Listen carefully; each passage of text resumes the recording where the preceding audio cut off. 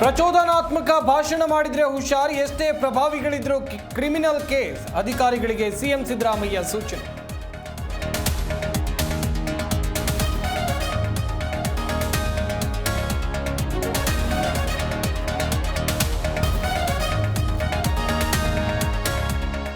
ತುಮಕೂರಿನಲ್ಲಿ ಹೇಮಾವತಿ ಹೋರಾಟದ ಕಿಚ್ಚು. ಹೋರಾಟಗಾರರಿಂದ ಎಸ್ಪಿ ಮೇಲೆ ಕಲ್ಲು ತೂರಾಟ. ಯೋಜನೆಗೆ ಅಡ್ಡಿಪಡಿಸಬಾರದು ಎಂದು ಸಿಎಂ ಹೇಳಿಕೆ.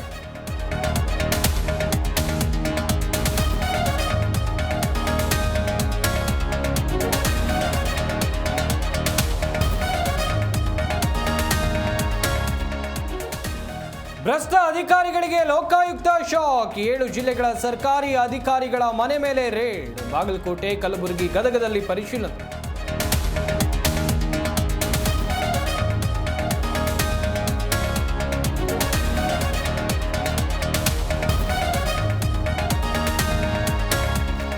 ಕಮಲ್ ಹಾಸನ್ ಹೇಳಿಕೆ ಸಮರ್ಥನೆ ಮಾಡಲ್ಲ. ಆ ಬಗ್ಗೆ ಕಮಲ್ ಹಾಸನ್ ಅವರನ್ನೇ ಪ್ರಶ್ನೆ ಮಾಡಿ.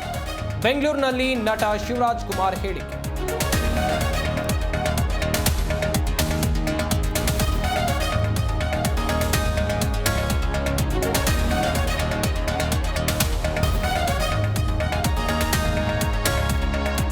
ಪಾಕ್ ಮುಖವಾಡ ಬಯಲಿಗೆ ಮಾಡೋಕೆ ಭಾರತದ ಪಣ. ಜಾಗತಿಕ ಅಭಿಯಾನದಲ್ಲಿ ಮಹತ್ವದ ಯಶಸ್ಸು. ಪಾಕ್ ಪರ ನೀಡಿದ್ದ ಹೇಳಿಕೆ ಹಿಂಪಡೆದ ಕೊಲಂಬಿಯಾ.